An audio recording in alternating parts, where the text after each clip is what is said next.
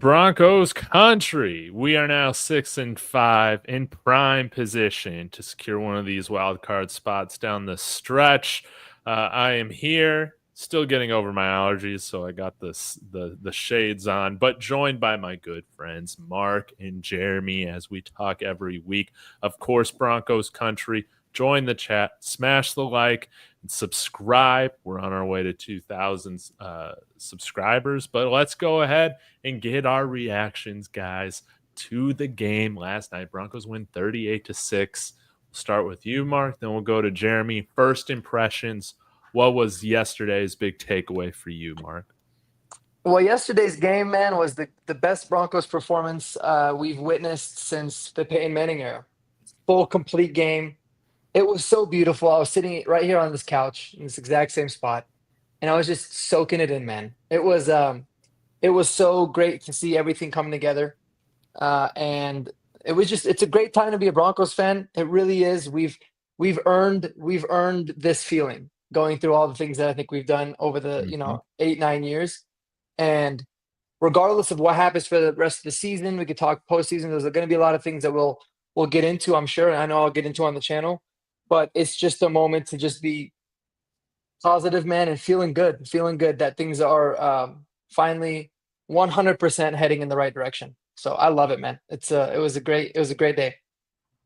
Likewise. Totally agree. Jeremy?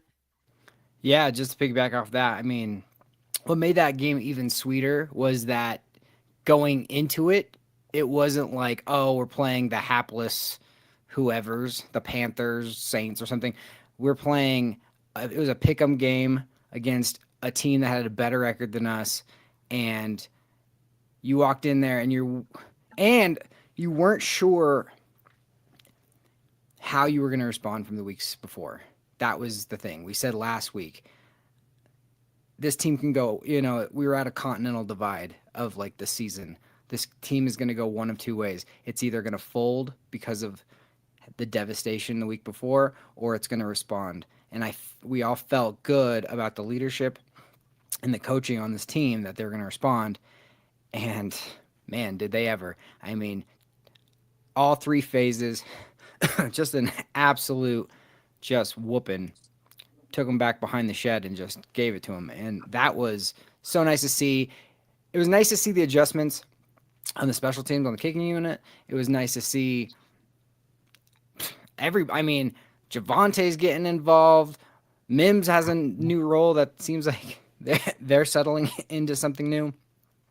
All the receivers played better. It just seemed like, man, what a nice day. And we did at home, which we had struggled at home. So, man, it was just what a great day. What a great game. I mean, that was the cherry on top of that we've been waiting for this whole season. See it all come together. Yeah, can we have the no-fly zone just come for every Broncos home game? Because, they're the most dominating Broncos defense, I feel like, in my lifetime that I've been able to appreciate. Sure. And, 32-point victory against a winning team like the Falcons at home. Wow. I was expecting this to be a close game. I still thought the Broncos would win it, but I did not expect them to do it in the fashion that they did. And I want to give a shout out really quick. Their names are skipping my mind right now, but the guys from Mile High Huddle who get together in the mornings, they also cover the Falcons. Scott Kennedy and Nick Yeah, Scott was like, guys, it doesn't matter that they had guys missing out of the secondary in this game. He's like, that's not an excuse at all. This is just a bad defense in general, schematically. And I think, we saw Bo hit some big time throws down the field, like in between those safeties, in between, some of those DBs. What were y'all's takeaway on Bo Nix? I felt like he took another step this week, but I'm curious what you guys noticed and what pleased you guys out of this game. Yeah, I just got like chills thinking about it. Weirdly enough, he was amazing. He's nothing that he did yesterday surprised me per se, but it was just amazing to see everything come together. And obviously, we'll give Bo his flowers, and I think he's firmly in the offensive rookie of the year conversation. I think he should be the leader as of right now, for many reasons, not just my bias. But Sean Payton is in his bag right now. And I Yeah. think that's what I've loved it. And it started in that New Orleans game. You started to see things, and they kept building and building and building. And it was ironic that you brought up Scott Kennedy, because this was a bad defense. But I promise you, some of those play calls, the eye candy, the way that a lot of the things were just designed up, we would have been open against any defense. It was unbelievable what Sean Payton did. And I think it's kind of a twofold thing, right? I think now Sean Payton's finally kind of understanding what every skill position player is best in a specific role. Mhm. So he kind of figured that out. But also, Bo's obviously made a ton of progress just being able to run this offense, being able to make checks at the line. He's finally given, I think, a lot more flexibility, which you can see as well. And it's been a perfect blend, and they've been building on it every week. And so that was my biggest takeaway. This is when you're really finally seeing the Bo Nix and Sean Payton marriage blow up. He looked, I mean, it's almost a perfect game. Like, seriously. 85% and had it not, completion. and you know what's crazy? Had Adam Troutman not dropped that ball, we would have had just as many touchdowns as we had incompletions. And so that would have been a pretty cool thing to add. But yeah, it was an unbelievable game, and I'm just happy that he finally put it together, because there's still Bo Nix haters out there, and I hope it quiets them down. But it was amazing. It was amazing. Mm-hmm. Mm-hmm. Yeah, I mean, you took the words right out of my mouth. I was thinking the exact same thing while I was cooking dinner earlier. I was like, Sean Payton is now fully Sean Payton again. Like, he wasn't able to unleash his past self with Russ. He had to tone things down with the rookie quarterback to start the season. And now they're just trying stuff, and Bo's able to absorb it. And not only is he absorbing it, he's just seeing everything so clean. He's calm in the pocket. I mean, yeah, Scott's speaking of Scott Kennedy, he was saying, we don't have a pass rush, the Atlanta. Yeah. Not that he's a fan, but he covers Atlanta, and he was just saying, if you don't put pressure on Bo, which is most quarterbacks, but if you don't put pressure on Bo, like, he's just, how could he not be successful? I mean, his accuracy, his mobility, like, he's just going to, like, chop you up. And that's nice to just know that with a rookie quarterback, being like, oh, well, unless you put a lot of pressure on our guy, we're going to succeed. What was so nice, like you said, Mark, he didn't do anything yesterday he hasn't done, but he hasn't done it that well over the whole course of the game all the way through. That was the thing. And that's the second highest passer rating in Broncos history. And only Peyton Manning had a better passer rating game than that. And then it's Peyton Manning, John Elway, Peyton Manning, Elway. Like, it's insane. I mean, that game was a masterpiece in a lot of ways. And man, it was just, you just can't, the only reason it kind of slowed down a little bit was because you didn't need to do anything in the second half. Like, it was over. Like, by the time the fourth quarter hit, like, I was texting you guys, and I was just like, I think we're gonna see Stidham like this. I wouldn't. Why keep him in there? And when it's almost like he was back at Oregon. It was like he was compiling, like, they would go up by like 40 points, and they were like, well, just set him down and let's get the next guy in. And I was like, man, that's amazing. And yeah, kudos to Sean and just everybody coming together. And Sean said they had a really good week of practice. Now, we've heard that in the Vance Joseph era, that meant nothing back then. But, like, I just think he meant, like, everybody was locked in, and they were like ticked off about the way that went. And I don't know if you guys caught on Colin Cowherd, he had Drew Brees on today, and he was asking him about Bo Nix.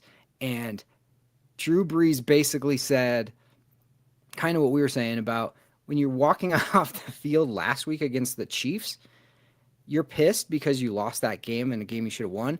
But now you know we can beat anybody because we just drove down the field in the fourth quarter in the clutch and set up for a chip shot field goal, which we should have won that game. We're walking off mad, but like your inner confidence is like, if I could just do it against the Chiefs at their place, why can't I do it against anybody? And so he said, Bo's got to be going in this next game so confident. And we saw that. And that throw, I will say, that one throw across the middle to Vele with 2 minutes left in the half was beautiful, man. That's the ultimate. Anybody who had an arm strength question, that's over. Because you cannot make that throw with the weak arm, period. You cannot like layer it and like zip it in 30 yards down the field if you don't have it. And apparently Sean was texting Colin Cowherd before last week's game, basically saying like, I don't know, like he's even like his arm's getting better. And yeah, you love to see it. If Tom Brady's arm can get better into his 30s, yeah, we still haven't seen the ceiling on Nick's. I think Robert's bringing up a really good point here. I'm curious to hear y'all's thoughts on this, but says, at this point, I think it's fair to start talking about Bo Nix being a better fit in Peyton's system than even Drew Brees was. Thoughts? Not that Bo can come close to Drew, but you can clearly see the glimpses of how he may be a better physical fit. What are y'all's thoughts on that? Yeah, I mean, I 100% think that that's a possibility, and it's mainly because he's got an entirely different element to his game in terms of being able to run the ball. His threat as a runner can open up so many different things. It already did, right? Even though the last couple of games he hasn't been running a lot, that threat is always going to be something the defense needs to respect. And his one thing that I think is never probably talked about enough is his instincts in the pocket, in the sense of like, sometimes I feel like he actually has eyes in the back of his head because he like knows exactly when to escape, exactly when to take off running. He kind of feels that pressure really well. And that's not something that really can be taught. It's obviously an innate skill. But yeah, I don't see why he couldn't be a better fit even than Drew Brees was in the system, because he has an entirely different element. Now, obviously, Drew Brees did it over the course of 15, 16 years. So it's way too early, but the possibility is definitely there. And I think a lot of it is because he brings a different element aside from just the accuracy and the, being able to read the defense. So 100% agree with Robert there. Mm-hmm. Yeah, it's like he had Drew Brees as his ultimate thrower of the football, pocket quarterback, and everything that he wanted to draw up and scheme guys open and that kind of a thing. He had Drew Brees, and that was perfect for Sean. But then when Drew Brees left, then Sean was like, I'd like to try a bunch of Taysom Hill stuff. And so he kind of shifted to all the stuff I couldn't do with Drew, I'm going to try with Taysom. But he didn't have the passing ability that Drew did. This is kind of a meld of the both of them, where it's like I can do either or, and sometimes it calls for one or the other. Now, the thing with Drew that made him so great is Sean said in his press conference this week about he's going to call stuff because he's expecting to see a certain look or coverage, and sometimes that won't actually be there. And so then that's when it's up to the quarterback to get out of it, call the right thing for that. And that's where Drew Brees was like the master, because it was like he had seen everything. He knew everybody. He knew how to check out of it. That's why Bo Nix's processing might still be his greatest skill, because that's the thing where he can look at a defense, he can make checks. And here's the thing. He was drinking through a fire hose that first 4 games of the season against some of the toughest defenses on the road and all that kind of thing. 3 games on the road. And he's also doesn't have chemistry with his receivers. He also doesn't have necessary chemistry with the line. He's learning the playbook, a huge playbook. There's just a lot of things. And the speed of the NFL is new, regular season speed. Now that all those things have had a chance to settle, I mean, we're seeing a guy who is sticking with his first read a little longer, not moving on so fast. His feet are way more settled. And I mean, there were some plays where he just let things happen, set it up. I mean, if you go back and watch any of the people breaking down his stuff, he does such a good job of manipulating safeties and manipulating like DBs away from where he's going to go. And that is a like graduate school level quarterbacking. That is not rookie quarterbacking. And for him to be comfortable enough to be like, I'll move this guy over here. This now should be open. Trust what I'm seeing. Have clean feet. Have clean eyes. And then just like ripping it. I mean, you saw, we talked about it last week. You saw Travis Kelce and Patrick Mahomes. And I'm sure they were saying it because they were pretty happy that they won. But they were like, this dude's ripping it. Like, holy moly. Like, this guy's legit. And then you just saw against Atlanta, I mean, an absolute domination. Mm-hmm. And again, like you said, like, this is just, there's a lot more to see from this. I mean, if this is what we're seeing in year 1, week 11, like, I mean, sky's the limit. And you get more weapons, now you can really start to do some damage. Mm-hmm. Yeah, I'm thinking of, this might have been the first touchdown. Y'all remind me if it was the first or second touchdown.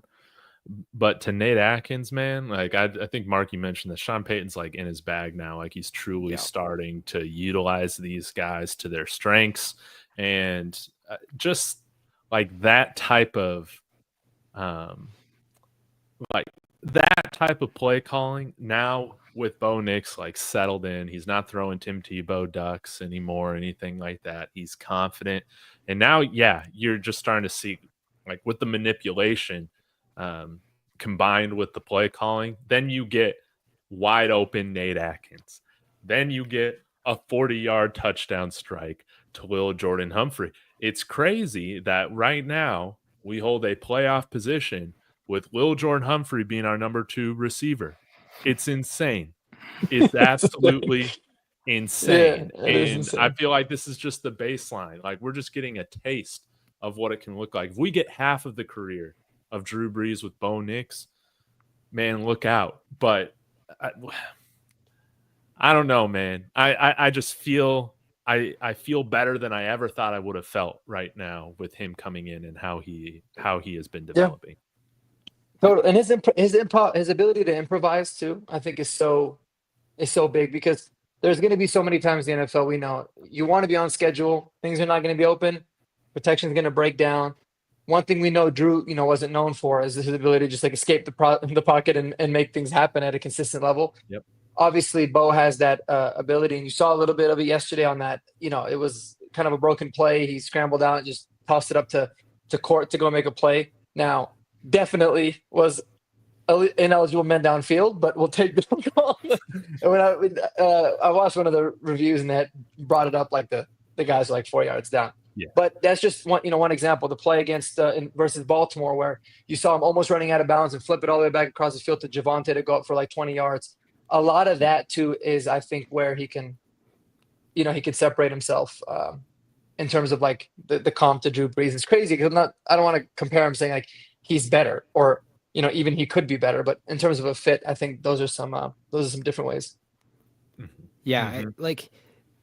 Pre-draft process, I remember Chris Sims was one of the first people to be like, his improvisation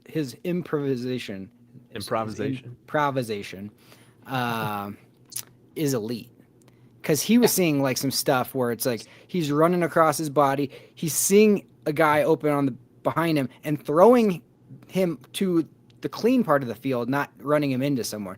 Yesterday he did that on that first down of the game, when he had to step up in the pocket and he hit Cortland on the sideline. Yep. Cortland's momentum was carrying him all the way through the sideline, and Bo threw him back off the sideline a little bit and kept the play in bounds. And those are the kind of things, like you said, I was going to point out that Javonte throw last week, where he's seeing the field while he's running, while he's scrambling, keeping his eyes down the field. And that's where you would see Mahomes make these plays, and you just go, oh my gosh, Josh Allen sometimes, and you just go, that's elite of elite. That's the hardest thing to do, because you got to count on him as a runner. You have to count on him as no plays over. And I honestly think like the reason why the Oregon offense was so successful that second year was because they had to do those things. They had to worry about getting burned over the top. They had to worry about covering all the way to the left side of the field, all the way to the right side of the field. And that's why Dan Lanning and those guys could just scheme up screen passes, because the defense is so worried about they're so off balance that you can dial up these screen passes. And what did Sean do yesterday? 2 of those touchdowns, almost the exact same play. Screen pass, blocking, get it, and it was like 3rd and 12 or 3rd and goal from like the 12 or whatever. No problem. And that's where you're starting to see, like, that's what's so hard about the Chiefs, because you can't just worry about Kelsey, or you just can't worry about one guy. Like, Sean is now starting to feel like, I got these guys off balance. Am I going to bring Mims over? Am I going to fake Mims? What am I going to, he's doing so many things that it's just opening up so much. What was so nice to see about that game too was putting up 38 points. I mean, there's been a couple of games where we've gone in the 30s, but the Baltimore game, it was like, oh, you only scored whatever, and then subs 10 points, or then the next game, well, how good is he really if you can only score 14 points? You're just like, okay. And then to be able just to do that, where it's just like every single drive almost is like ending in 7. It was like, okay, well, now the offense all knows, like, this can be a regular thing. Mm-hmm. Points don't have to be a struggle. Mark, I'm curious, with Marvin Mims, we talked at this point last week. You said, hey, I was really intrigued by the usage of Sean Payton, running like a few motions with him last game against the Chiefs. What did you think on how Sean built upon that and how he used Marvin Mims this week? 10 out of 10. I loved it, man. I love me some Marvin Mims. I don't know. I have a soft spot for him. But yeah, use him that way. Specifically, the one play that stands out the most, they had Bo in the gun. They had Troutman and Marvin Mims in the backfield. First of all, that's just cool as hell, right? Because, now the defense is like, I don't know what the hell to do. You can protect Bo if you need to. There's so many different things. And they just send him on this wheel route, wide open down the sideline, get the ball in his hands and go. And it's not just that he's got the ability to make plays, which he's obviously shown. We know that because he's a beast in kick and punt return. But, defenses now, okay, so let's look at the first half of the season compared to the last few games. First half of the season, defenses will say, we're going to stack the box to stop the run. We're going to double team Cortland, and basically we can stop the offense. Now defenses it's so much more difficult for them because they have to take into account the wide receiver screen. They have to take into account, Marvin Mims in the backfield, the motions, there's so many different nuances. And a lot of it is because of, Marvin Mims' ability to do, multiple things kind of in that joker role that they talk about. So I loved it. I think it was only going to be more and more of it. It's not like he touched the ball a crazy amount of times. I think he only had like 3 carries. Let me look, 3 carries for 4 yards, right? But those kinds of things, just giving him the ball, people don't realize how important that is and what it opens up later in the game. It's kind of like the complete opposite of, I think it was when Hackett was our head coach, when we would always run Jerry Jeudy in the jet sweep in motion. And we would never, ever give him the ball ever. So defense is like, dude, stop. Yeah, Pat Shurmur would do it with Noah Fant. That's who it was. Yeah. But anyway, sorry for interrupting you. No, you're good. So it's like same kind of ordeal. So even if you don't have a lot of success on those, the fact that the defense has to account for it is going to open up something later. And then what do you know? The run game looked a lot better again yesterday. Marvin Mims had 2 catches, but for 49 yards, he had a touchdown, that long 37-yarder. So he's somebody that I think, you can give him 5-6 touches in total a game, but if 2 of them can be explosive, it's huge. Changes the game. So I loved it, and I can't wait to see what they keep doing with it, man. And just the movement of Mims just in the backfield. Is he going to take the snap? Is he not going to get a handoff? What do we do? And then he slips out and you get the wheel route. And it's like, oh, that's where Sean Payton and Davis Webb Davis Webb is the funniest person to watch on the sideline. He gets more excited, like, before the play's even like completed, he's just like, "Oh, it's open!" Like he's just so funny. Like I love watching that guy, especially on the replays. He does, and I think Tim Jenkins. I want to shout out Tim Jenkins. I'd say definitely go and watch his film breakdowns really every week, but specifically this week. But the first touchdown you talked about to Nate Atkins, that motion of putting Mims in motion is 100% the reason Nate Atkins was so open, and it was so cool to actually like rewatch it. Because you see it, not only does it take the corner with him, but now right when he started running back, that linebacker goes right over towards him, and Nate Atkins is just like, "All right, dude, thanks." I'm wide open when clearly he would have, probably just covered Nate Atkins right up had that not been there. So it's like simple but yet very complicated stuff, right? At the same time, and so it's not always about what does Mims do or on the stat sheet. It's going to be a lot of like. The threat of what he can do that I think is going to open up a ton for these guys. I mean, that's what feel like the Chiefs go did ahead, with Jeremy. Tyreek. Sorry, that's just what I was just going to say. That's what the Chiefs did with Tyreek Hill all the time. It was the threat that you would like, it was that dread of like, oh God, we can't let him, so we got to be back and we got to play off. We got to have double help and all that stuff. That it opens up everything. Yeah, go ahead. Yeah, if he can eventually. I'm on apology tour right now with him. That's been great to see him play confidently. I think for the first time in his NFL career, he's really feeling confident. I think Troy Franklin, you saw a little bit of confidence as well. I mean, no drops from those guys. And those guys were dropping like gimmies earlier on in the season. It was driving us crazy. But I love the pivot of just saying, you know what, we can't just be putting out Mims right now to run this more advanced route tree. It's just not working right now. Hopefully he can develop there in that area, but let's just give him the ball. Let's just get Troy Franklin the ball. We can run some RPOs and I think Vele, we're starting to unleash him a little bit more, which is great. Again, when you draft a guy who's 26, that should be the plan, to have him being more of a featured guy or a dependable guy there as the season goes on. But hopefully, Kerry Colbert right now, he deserves an apology from me because I think we got great effort from our wide receivers the last couple of weeks. That's been awesome to see. And hopefully this is what continues. We see some development because I think we already feel like we got a guy with Vele that is going to be in this featured in this receiving core next year. I don't know as the number 1 or 2 weapon, but definitely a depth guy. If we got another one of these guys between Mims or Franklin, that is like a dependable guy in this core moving forward, I think that's an added bonus when you get into the off season, and maybe you're only filling, 2 to 3 wide receiver spots instead of maybe blowing out the entire room.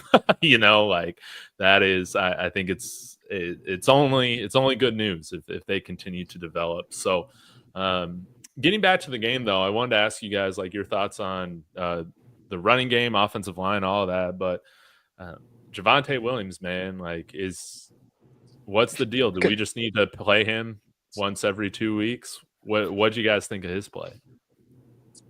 I think you just have to piss him off, bench him for a week, and then get him back. He's the most confusing player, but when he looks good, he looks good.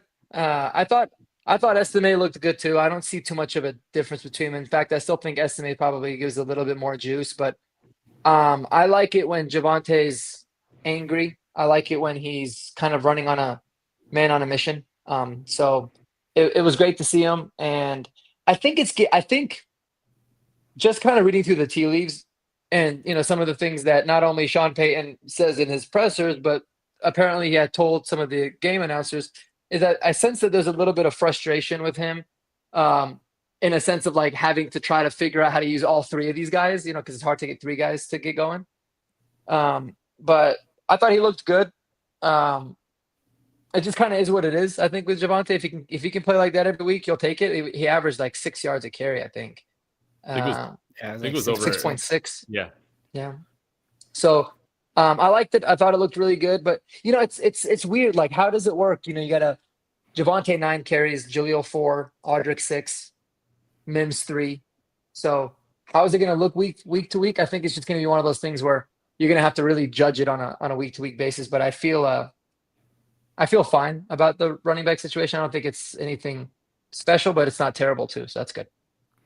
Yeah, it feels like, Sean likes to play the hot hand, and it's nice to have 3 different guys who can do that. And now with Mims to kind of even be your 4th option.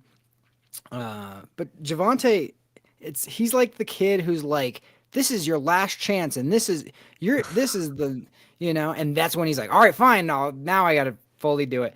But yeah, when he runs angry and when he runs motivated, he looks great. But that doesn't happen all the time. Wow. So I think it's nice to have Audric in there to like spell him. And man, Audric, I just love the way he always falls forward and gets extra. And that one play where we got the first down, they didn't give it to us. We had to challenge it. And Sean was right. It's so nice to have a couple of plays, challenges or replays go our way. I'm almost like, oh, where that's how you know it's a good game. Yeah, exactly. That's when you know everything's good. I mean, they're correct calls, but that's not usually good enough to have it go our way. But just that dive that he made to get that first down was such a nice effort play to keep his body up before he landed. So I love that. As long as he hangs onto the ball, just get all 3 touches, and they know when they're going to get their chance, they got to make the most out of it. And I think that's kind of the key to Javonte is like, this isn't your job just to like chill with. This is your job. You get like 8 snaps maybe or 8 rushes, and you got to make the most out of them. So I was proud that he responded. After last week, he got 1 rush and Audric got everything. So you're kind of like, oh, is this now Audric's job to lose? And then they went back to the rotation, and you're like, oh, that's interesting. And it worked. So you got to like that. But yeah, no, it's I still think we're looking in the draft for a stud. Yeah, I'm almost, I don't know if I'm willing to go as far to say I'm completely pivoting off this thing, but seeing some of these guys like actually play well in their 2nd or like 3rd contract right now with like I feel like Austin Eckler like has still been like fantastic. Obviously Derrick Henry is like a beast of his own. Alvin Kamara still looks fresh. Like that's still shocking me. Depending on who's available in free agency, I would not be opposed to going after another running back at this point, but I don't want to spend big money on a running back. It would be ideal if we can get a drafted guy in there like Gentier or who else. But yeah, with like what the Lions are doing, how can you just not appreciate that with Gibbs and Montgomery? A great 1-2, but maybe we can get a punch like that on rookie contracts. And that's the thing with running backs, rookies, like the idea is like you draft them, you use the crap out of them, and then you either make the decision to move on or then you pay. But like, that's kind of, unfortunately for them, the way of like the landscape in the NFL for running backs.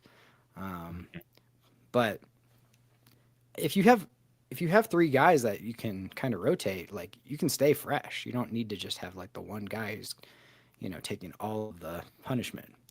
Real quick, can I say like shout out to the people in the comments, William, Pro 16K, which I think is Doug, and D-Rock, and it's good to see you guys here. I talked to them in the Mile High Huddle chat. I love that. This morning, and Doug was like, you guys recording? Or it was yesterday. He's like, are you recording tonight? And I go, no, tomorrow night. So thanks for showing up, and thanks for commenting, guys. Yeah. I wanted to get to his question. Again, thank you guys so much. But We could run the table, but I'm hoping we at least go 4-2. What do you think?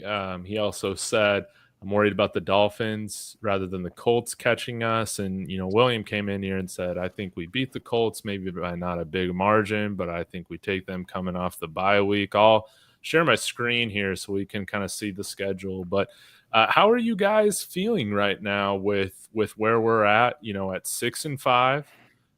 We got, let's see, Las Vegas on the road next week, Cleveland at home. Then we hit the bye, and then we finish out with the Colts at home, LA on the road, Cincinnati on the road, and then Kansas City. How are you guys feeling we finish out the last 6 games out of this stretch? I mean, I think 4-2 is definitely extremely realistic. I think we'll be favored in at least 4 of those 6 games, without a doubt. One thing I've learned and I've appreciated about this team so much is that they always seem to be up to the challenge, and they seem to also come back from adversity really, really well. It's going to be another test in a season that's been all about tests and development and all that, to see, all right, how do you play when things are going well, and you got opponents that you should be beating, right? You're coming off of a high right now against the Falcons. You're probably feeling really good. You're going to Vegas, which really Vegas and LA, both are, like, I look at them as home games, in a way. Are you gonna be up to the test? You're gonna lay a dud. Those are in the same thing with Cleveland, right? These are games that you should win. We've shown this year that the games that we should win, we do. Obviously, it's a division game, but I just love the fact that we control our own destiny. I think that, I would agree in terms of like Miami being a little bit more of a threat than the Colts. I still don't think the Bengals are out of it, even though they lost yesterday. But at the end of the day, we control our own destiny. That's all we need to really worry about.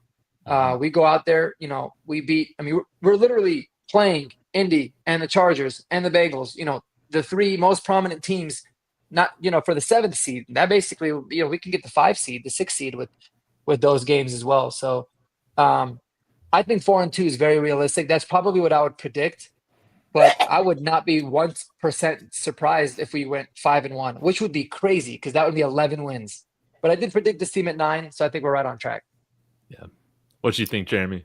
Yeah, I mean, on paper, it's looking like the schedule softens up for us right here, but that's just on paper. We have not beaten Las Vegas since they've been Las Vegas in Las Vegas ever. So they're 2-8. It should happen. You should feel good going into it, but until it happens, it hasn't happened. Yeah. So you can't. I mean, like you said, it's like it's one thing to play with an edge because you feel disrespected. You feel like, oh, they don't believe in us. They don't believe in our quarterback. They don't believe in our coach. Whatever. It's another thing to be like the hunted, and the other teams are like, I want to ruin their chances. And now it's like, how do you deal with success? You cannot get complacent. You cannot say, oh, we've arrived. Sean had a comment today about don't put Bo Nix in the Hall of Fame yet. Because, I think he's very aware of like the noise. Like he knows when he has to really defend and put out comments about Bo Nix being like, I believe in this guy. We got one. He knows like it's coming from me, but he also knows like if you guys think this is going to be like that game you just saw every week, that is not the case. That is, like I said, it's the 2nd greatest passer rating game ever. That's amazing to see, but there's still going to be struggles. There's still going to be bad bounces. There's still going to be bad bad calls. And you just got to how to overcome those. And being the favorite is the next test, and that's where we're at right here. The end of the season is going to be interesting because it's like Bengals and Chiefs, and both of those games could be huge, especially the Bengals. I don't know. They keep losing games that they could win, but they're a very good team. They just haven't been able to put it in wins. That's probably the best 4-7 team I've ever watched play. Yeah, exactly. Yeah. So, I mean, it's not going to be an easy the win. defense sucks, but. Yeah, but like, yeah, exactly. But, and then the Chiefs game, like we said, they might be sitting everybody. They might be worried that we already have a bye week coming up, so we don't want to sit anybody. They might be going for the number 1 seed if they'll drop a couple more games. We don't know. So that could be an interesting game as well. But we have to be able to take care of business on these next few games that look winnable. Like, don't mess around. Mm-hmm. Like, when I look at these 6 teams, I see, like, as long as we're playing up to our best, we can beat all these teams. We can beat all these teams. And I think with how they played at Arrowhead last week, you saw that even though they weren't able to finish the job, you saw them play their most complete and confident game this season, going up against the Falcons. I think that is huge. I think that this Arrowhead game could have totally helped propel us to another level. We'll have to see. You got to take care of business. I think realistically, we probably go 4-2. Like, that's my hope. I could see us going 6-0 though. Like that, like Zach Seegers and I were chatting yesterday. He's like, I could totally see it happening. It is the NFL, and you know how it is. Any given Sunday, it truly is true. But hey, if we're going to continue to play as confidently as we've been playing these last 2 games, man, I really do feel good about us getting to those 10 wins. And I mean, yeah, the Chargers, you don't really know what team you're going to get. I mean, Jim Harbaugh has been able to somewhat overcome the Chargers charging, which has been interesting because I think that that's normally a game last night that they lose. On the flip side, the Bengals right now, I feel like they have to overcome Zach Taylor. Like I think that he has put the Bengals in really bad positions, and Joe Burrow has overcome that in a lot of their wins and putting them in position to come back in some of these games that end up going from blowout to close games. If their field goal kicker, Evan McPherson, what the heck? I thought he was amazing. I thought he was like really good, but he seems like he's kind of like in his head now, missing those field goals. So I still not totally bought into the team that the Chargers are, or you don't know what you're going to get from the Bengals. Kansas City, I feel like we can beat them. We have played them close many years outside of Nate Hackett, and now we have an offense that can do it. And we've had some players that were on the team when we beat them last year. So I think they know we can do it. They can do it. And so, yeah, I'm not scared about any of these teams. Like Anthony Richardson, Jets fans said that, they made him look like Peyton Manning back there, so we're going to give Anthony Richardson hell, man. That's how I feel about it. Like this defense is coming to play, man. So if there's anybody that knows Jameis Winston, it's Sean Payton. So I don't think we're going to get a good Jameis Winston game. That's just me, but I really do feel like, hey, we can make the playoffs and then play spoiler. Like there's going to be no expectation for us to do anything, and I think that is a powerful advantage to have playing underdog against some of these teams. Right now, give me Pittsburgh, baby. I want that revenge so bad.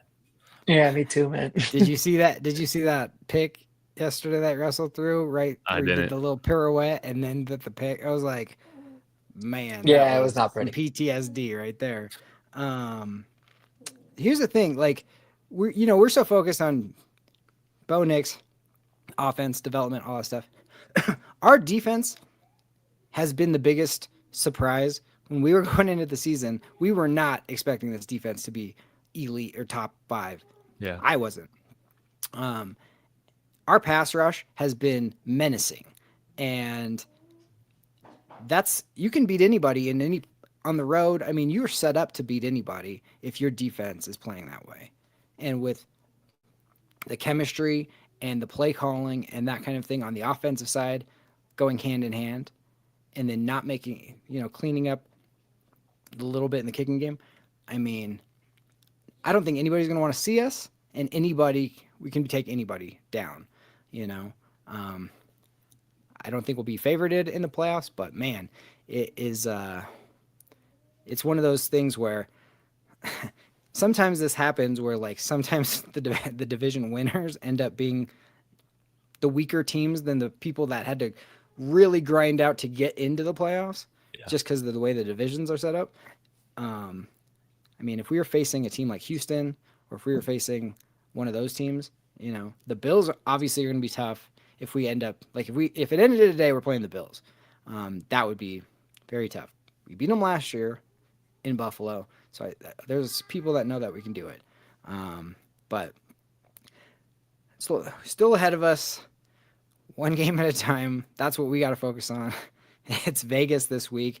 It's a place we haven't won. Let's just keep stacking weeks and doing things that we haven't yet been able to do. And that's the thing that, you know, as bad as we felt against Baltimore and we just go, oh, you know, bad game, blowout, all that kind of stuff. They ran away from us. And then the devastation.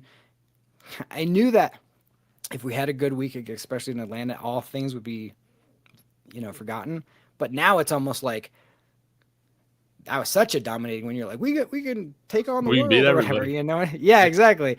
So there's kind of like we're not as good as we looked yesterday, and we're not as bad as we looked against Baltimore. Yeah. And we just need to, if we can stay focused and stay healthy, like the comment said, you know, you just never know with injuries. But luckily, this team has stayed relatively healthy. So we can, we you know, it's all in front of us. Just got to stay focused. You know, Douglas was saying too, just Nick Bonino, man, I think that he's getting more dangerous by the game right now. Like, I just feel like he's even quicker off the snap than he was at the beginning of the year. Like, coming back, man, like, I guess statistically right now, he truly is like one of the premier pass rushers in the NFL. If you're looking at the stats and stuff like that in the sacks, it's crazy that we're doing this with Pat Surtain being the only first-round pick in the starting lineup. It's insane. It's crazy. Even Malcolm Roach showing up yesterday.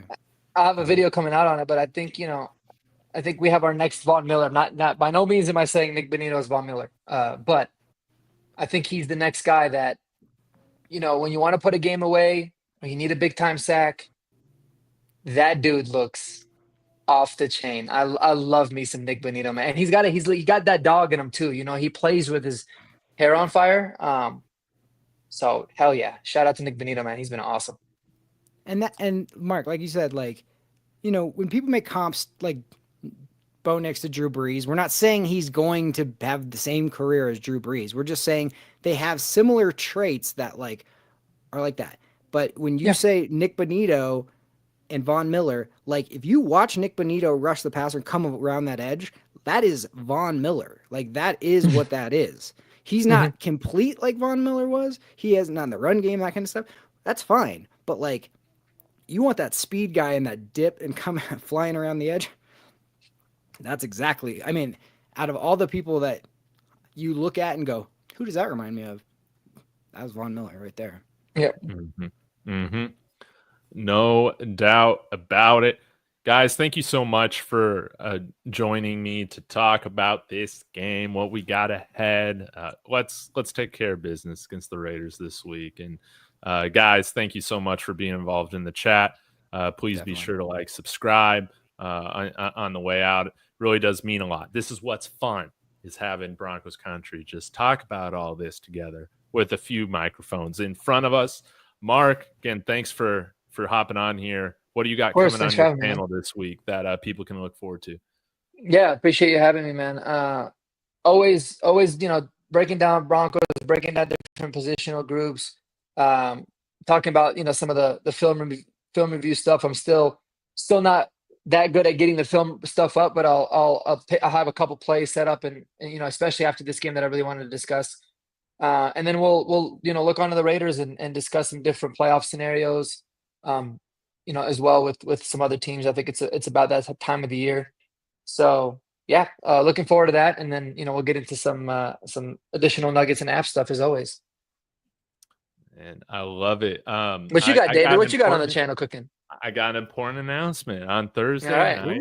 I'm going to have Strez on from Broncos Hub. If you've seen any of his videos, your favorite Kansas City-based Broncos fan. That's his tagline. So it's going to be a lot of fun to collaborate with him for the first time. So yeah, y'all be sure to tune in to that. If you guys haven't checked out Broncos Hub, stress, he does an awesome job. Really good with his previews every week. Specifically, I really do enjoy. So yeah, it's going to be fun. Yeah. The funny videos about him is he likes to agitate and then have people comment and then read the receipts afterwards. And those are always the funniest videos because you're just like, oh, you said this? Well, guess what? You know what I mean? And it's like he does do that. He does do that. Those are funny videos. It's going to be a lot of fun. So, guys, again, thank you so much for tuning in. I'll be back tomorrow with another video. Maybe I'll go through some film stuff on NFL Pro. So, again, guys, tune in then. Smash that like and subscribe one more time on the way out. Hopefully my allergies will be gone tomorrow. I can take off these shades. Thank you guys again so much. I think this is your new look, man.